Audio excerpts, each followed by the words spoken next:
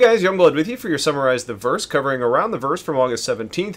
And we're going to go ahead and start off talking about Burndown, where they said that they had 80 issues as of Thursday when this video was actually released. However, when it was recorded on Tuesday, the number was 88 blockers. So they were able to actually reduce this week by 8 already. But you may notice that that number overall isn't really that much different than what we saw the week before. So they probably made some progress in some areas and ended up falling back in others.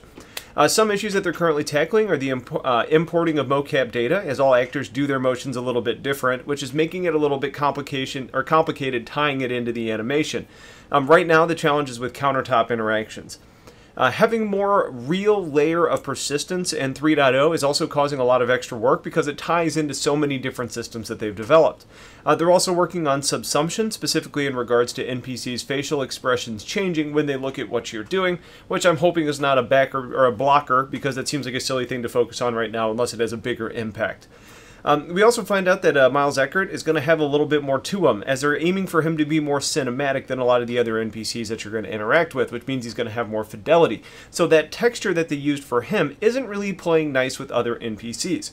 Now, other issues being worked on are doors breaking free from the ships that they're a part of, highlighting items in shops when you're doing your shopping, and others like quantum travel and needing to prevent ships from actually crashing into each other because they're in the same space, and also an issue where you dropped out of quantum travel in the star. They also said that the Delta Patcher has actually been released internally, which is great, but we don't have any word on how successful that's been to this point. Now, in the deeper dive, we looked at the surface outpost again, also talking about the branding locations again that are on planet surfaces. Now, these different brands are going to have different feels based on that company's corporate values, as well as their color theme and their signage. That process involves layering the imagery and then the environmental artifacts to kind of give that look and feel of what would naturally happen to that location based on where it's at. There's a lot of integration that has to take place for these outposts, such as the blend map that's going to interact with the texture information from the planet, the walls that interact with the sand or snow over time, as well as the decals being able to show things like streaks from liquid or dirty buildup from sitting there for a long period of time.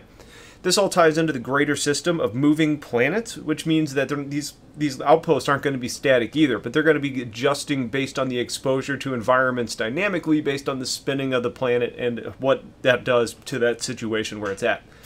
In order to populate locations with outposts, they're using all the prefabricated pieces that we talked about a month or so ago, and they're building out locations all over the place. And that's become a complicated process, but they have developed tools internally which have really helped to speed up or totally automate some of these pieces of the puzzle, speeding things along.